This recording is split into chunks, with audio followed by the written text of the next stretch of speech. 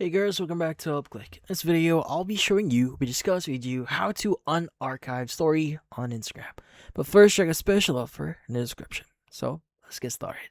So if you want to unarchive your story here, there are a few things that you need to understand on how stories works and how highlights actually work, which in this case I'll be showing you later on.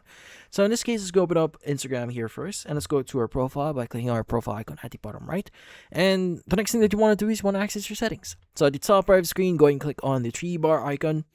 And inside the three bar icon, you should see your settings and activity. And inside settings and activity, you should see how you use Instagram. Now, you want to look for something specifically archive. Now, depending on when you are watching this video, archive may be in a different location. It may be renamed as something else, but look for something similar here. Let's go and access archive. Now, inside archive, you should see all the archive stories that you've posted before. Now, if you want to unarchive them, you need to understand a few things. So first is stories are only available for 24 hours. Now, if you want to reshare that story or even save this for like someone to view anytime, well, you may need to use specific settings. Let's go and access one of our stories here.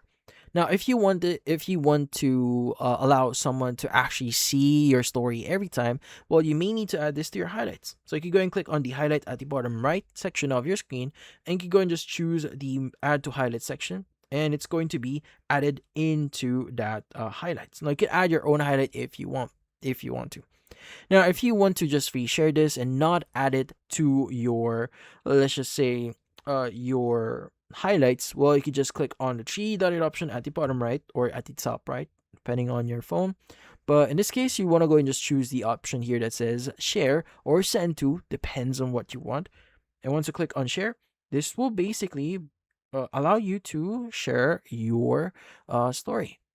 Now, from here, as you can see right now, you can go ahead and add whatever you want, remove the date, or keep the date if you want, and do whatever you want with this one.